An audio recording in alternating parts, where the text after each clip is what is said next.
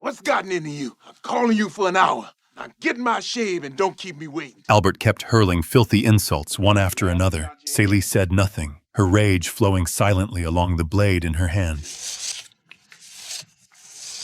Urged on by Albert's shouting, she slowly approached the man she hated most. Albert stretched his neck out, completely unaware of the danger closing in. Just as Celie was about to strike, Shug grabbed her from behind. That razor looks dull to me, Miss Celie. Shug understood Celie's hatred, but she couldn't stand by and watch her destroy herself. At a family dinner a few days later, Celie announced in front of everyone that she was leaving with Shug. Albert didn't take it seriously at all. In his eyes, Celie was old and ugly. Where could she possibly go without him? But Celie was no longer the woman she used to be. You a low-down dirty dog. That's what's wrong.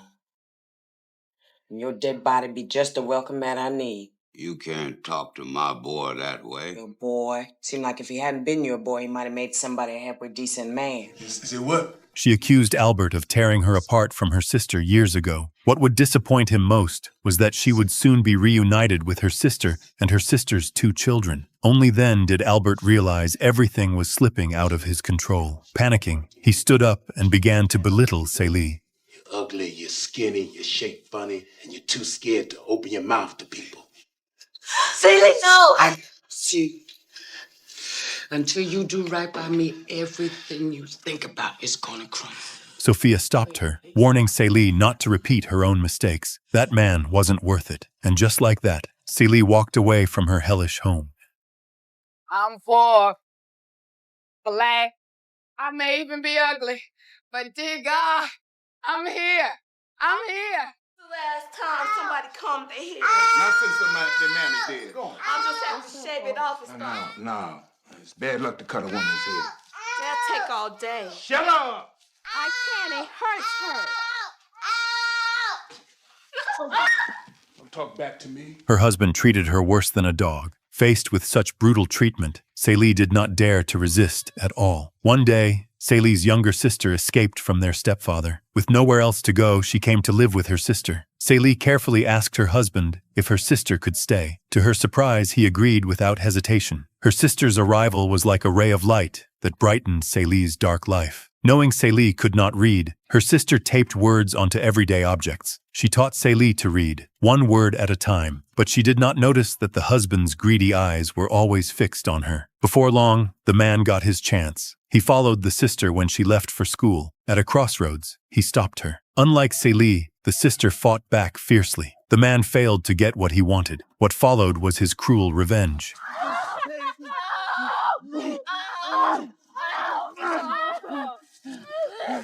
He threw the sister out of the house. He forcibly tore apart the deeply bonded sisters. The 2 sisters screamed and cried until their voices gave out. This separation might be a final goodbye. Don't go. You and me as never part. My kids to have me and you as never part. My kids to have ain't no ocean, ain't no sea. Get off my land! Get off my land! Nothing but death can keep me from it. After her sister left, Celie's life fell back into darkness. She waited every day for a letter from her sister. One day, the mailman came to deliver letters. Celie asked her husband if there was a letter for her. Her husband angrily warned her never to touch the mailbox. He said if she did, she would be dead. Days passed one by one. Celie never received a single letter from her sister. The girl was helping her sister give birth for the 2nd time. Outside the door, their stepfather impatiently urged them to hurry up. With the clear cry of a newborn, the girl successfully delivered the baby. A girl. Before she could even look at the child, the stepfather took the baby away to sell it and threatened them as he left. You better not never tell nobody but God. It'll kill your mama. The stepfather treated Celie this way, and he also watched her younger sister Nettie with predatory eyes. Later, the stepfather married a young woman, and the sisters' painful lives improved slightly. At church, a man who had just lost his wife kept staring at Nettie. Before long, he came to the house to propose marriage. The stepfather did not want to give up the innocent younger sister. Instead, he persuaded the man to buy the older sister. I can let you have Celie. She the oldest anyhow. She ought to marry first. She ain't fresh, though, but I expect you know that. She's spoiled. twice. Celie is ugly, but she ain't no stranger to hard work, and she can learn. You can do everything just like you want to, and she ain't gonna make you feed it or clothes. But Nettie, you flat out can't have. Not now, not never. So he sold Celie to the man like a piece of property. Clueless and naive, Celie became the man's second wife. As soon as she arrived at her new home, her stepson struck her hard as a welcome gift. Celie was hit with a stone, her head bleeding badly. A bright red handprint was left on the stone. From that moment on, her lifelong suffering began. On the second day of her marriage, she was already forced to work. The filthy kitchen shocked her. Spider webs were everywhere, and rats crawled across the floor. Celie did not complain at all. She wrung out a rag and wiped the walls. A small flower buried under dust finally saw the light again. Celie was hardworking and capable. She kept the house neat and in order. She cared for the 3 stepchildren without complaint. Last time somebody comes in here, Not since the mammy did. I'll just have to shave it off and stuff. No. It's bad luck to cut a woman's head. That'll take all day. Shut up! I can't, it hurts her.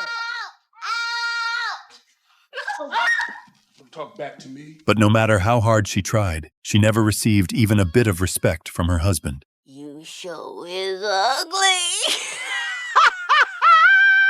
Come on, come on.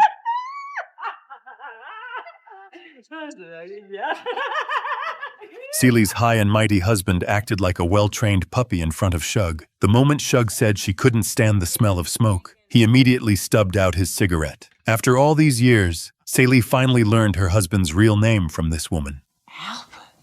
Albert, who had never set foot in the kitchen, surprisingly cooked for Shug, but since he didn't even know how to use a pan, the food turned out to be a complete disaster. Baby, look what I done brung you. Trying to kill me? No, look out. Now, baby, don't be that way. Shug didn't bother pretending to be polite about it at all. Celie had never seen a woman this proud and confident, and she was deeply curious about her. She carefully cooked a delicious meal and brought it to the door, and she was overjoyed as long as Shug was willing to eat it. That was how the two of them became close friends who could talk about anything. Although Shug was a singer who had captivated countless men, her father, a pastor, had never truly accepted her. Seeing Shug's vulnerable side, Celie realized that they were both carrying their own kind of pain. After Sophia left, Harpo turned the house into a club, and Shug was invited to be the lead singer. Wearing a red dress, Shug shone brightly on stage, and Albert looked at her with pure admiration in his eyes. What surprised Celie even more was that Shug had written a song especially for her, thanking her for the care she had shown during that time. Everyone turned around, curious to see who this woman being thanked was. Celie smiled from ear to ear. Sister, you've been on my mind. Oh, sister, we're two of a kind soul. Sister, I'm keeping my eyes on you.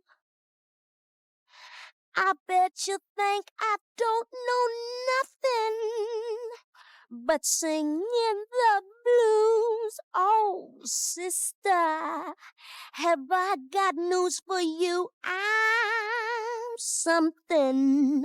I hope you think that you're something too. Her eyes filled with tears, because for the first time in her life, she truly felt seen. But happy moments never last long. Shug was leaving the very next day, and Celie was overwhelmed with sadness. When it came time to say goodbye, Celie rushed forward,